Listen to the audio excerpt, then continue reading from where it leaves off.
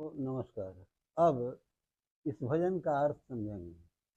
इस भजन में कहा गया है कि राम का जो भजन करता है, अर्थात जो सत्संग में रहता है।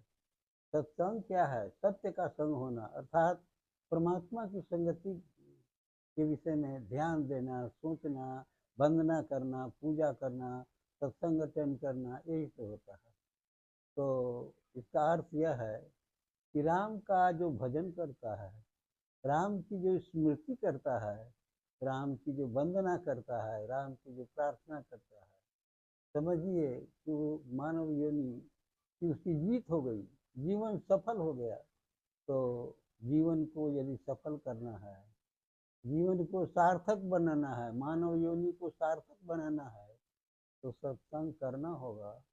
सत्संग, परमात्मा की संगति करना, सत्संग अटेंड करना, प्रवचन सुनना, ये सारी बातें सत्संग के अध्यात्म के अंदर आती हैं।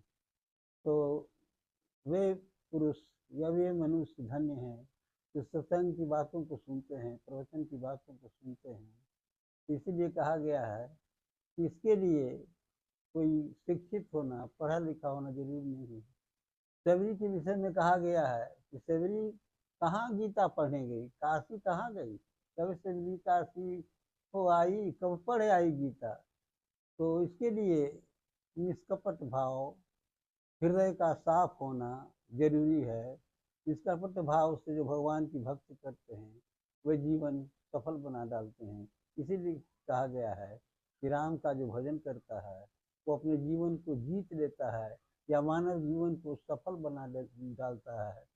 तो कहने का मतलब यह है कि इसके लिए साफ हृदय, निष्कपट भाव चाहिए।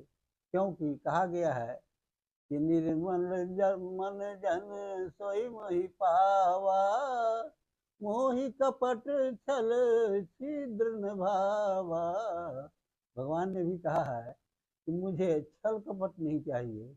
निर्मल मन जन सोई मोहि पावा, जिसका मन निर्मल हो गया है, मन स्थिर और शांत हो गया है, मेरे प्रति उसका मन आकर्षित हो गया है, तो वो मुझे प्राप्त कर सकता है। गोपियाँ कहाँ पढ़ी लिखी थी? शबरी कहाँ पढ़ी लिखी थी?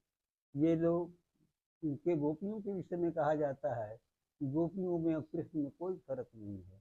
उद्धव जी के ज्ञान के पिटारा लेके आए थे उद्धव जी।